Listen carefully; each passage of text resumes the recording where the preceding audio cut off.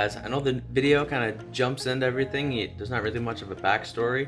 So the backstory and all the information of the whole video is, well, I'll just put it at the end, and I'll, yeah, go from picking it up, and then at the end of the video, I'll just be explaining how it all came to be. Booyah! Minty fresh. Not bad condition. Recoil, I went to pull it and would not go back in, so that's where it's staying. Levers are busted for the most part. Pretty clean. VIP service, guys. No back breaking today.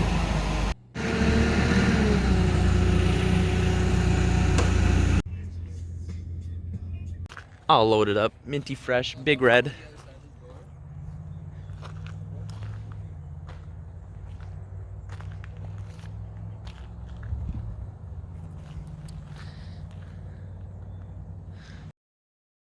Coming home.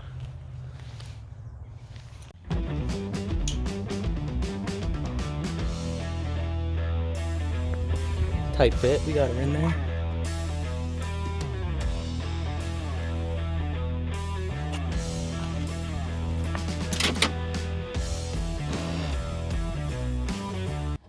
What's going on, guys? So I didn't really give a backstory too much. So a while ago on Kijiji, which is the local buying app we have in, I guess it's pretty popular in Canada, put up an ad looking for a Honda Big Red 200 ES, which is the shaft with reverse.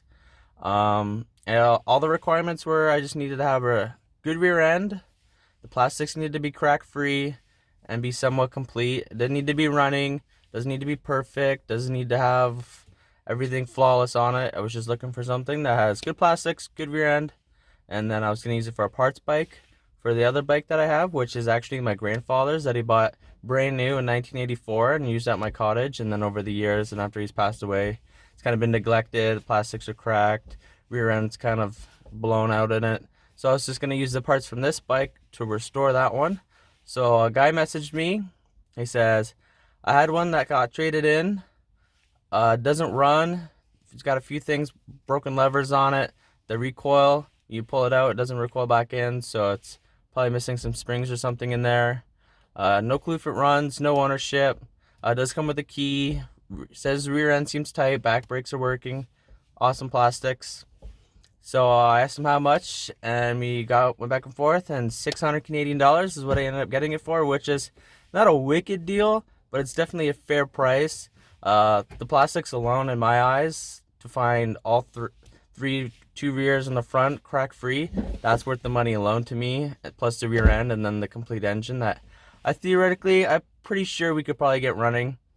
The story was that a person had it and the grandkids used it and then it stopped running, and then they pushed it into the shed, and then he ended up trading it in at the dealership where I picked it up, and then the dealership just basically swapped it over to me, making some money off of it, I'm assuming.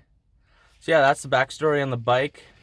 The plans with the bike, I'm pretty sure I'm just going to be swapping the plastics out for sure. I do have another pair that I found. They're not perfect like these ones. They do have a little fading in the plastics, little cracks here and there on the tabs where you mount it up to the frame.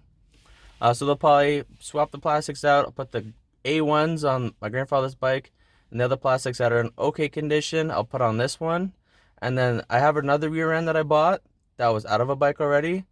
I don't know the condition of it too much, but I was just going to put that in. But this one is way better.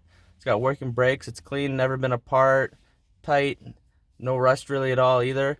So I'll be swapping the A1 rear end, putting out in my grandfather's, and then putting the other one. So this bike, don't worry guys, we're still going to keep it complete. Probably get it running, use it, maybe enjoy it, or just flip it and get my original investment back of the 600 bucks.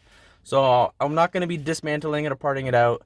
I'll just be putting lesser parts that aren't as in good condition and taking the flawless ones and restoring the love project that has more meaning to me.